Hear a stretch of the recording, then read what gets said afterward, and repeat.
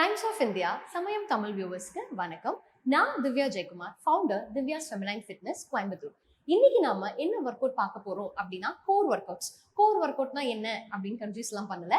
என்னன்னா deep abdomen muscles தான் வந்து கோருவாங்க. எதுக்கு கோர் ஒர்க் அவுட் பண்ணணும் அப்படின்னா கோர் வந்து ஸ்டெபிலிட்டி வந்து ரொம்ப ரொம்ப இம்பார்ட்டன்ட். அந்த மசில் வந்து உங்களுக்கு ஸ்ட்ராங்கா இருந்தாதான் உங்களோட பாஸ்டர், நீங்க நிக்கிறது நடக்கிறது இது எல்லாமே அந்த கோரோட ஆக்ஷன்ல தான். அது வந்து உங்களுக்கு ஸ்ட்ராங்கா இல்லைன்னா நிறைய பேருக்கு எனக்கு ரொம்ப பேக் பெயினா இருக்குங்க அப்படிம்பாங்க. ஏன்னா மெயினா கோர் மசில்ஸ் வந்து வீக்கா இருக்கு. அது வந்து அப்டமன் மசில்ஸ்னு சொல்லலாம், but deep abdomen muscles. So let us go for the work out.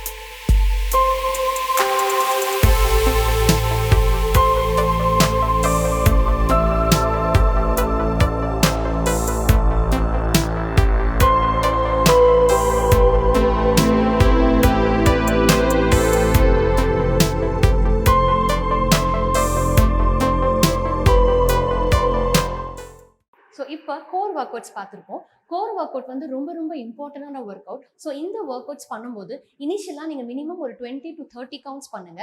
அதே மாதிரி வயிறை வந்து நல்லா உள்ள டக்கின் பண்ணிட்டு நார்மல் பிரீத் இன் பிரீத் அவுட்ல தான் நீங்கள் பண்ணணும்.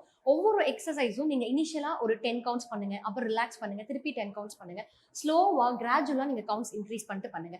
அதே மாதிரி உங்களோட பாஸ்டரை கண்டிப்பாக நீங்கள் வாட்ச் பண்ணணும். ஏன்னா நீங்கள் தூக்கும் போது பின்னாடி வந்து வயிறு டிப் ஆச்சுன்னா உங்களுக்கு பேக் ஹர்ட் ஆகிறதுக்கான சான்சஸ் இருக்கு. ஸோ இந்த கோர் மசில்ஸ் நீங்க எந்த அளவுக்கு ஸ்ட்ராங்கா பண்றீங்களோ அந்த அளவுக்கு உங்களுக்கு மசில் பவர் இம்ப்ரூவ் ஆகும். உங்களுக்கே அதை நீங்க செய்ய செய்ய உங்களுக்கு அது தெரியும். தேங்க்யூ.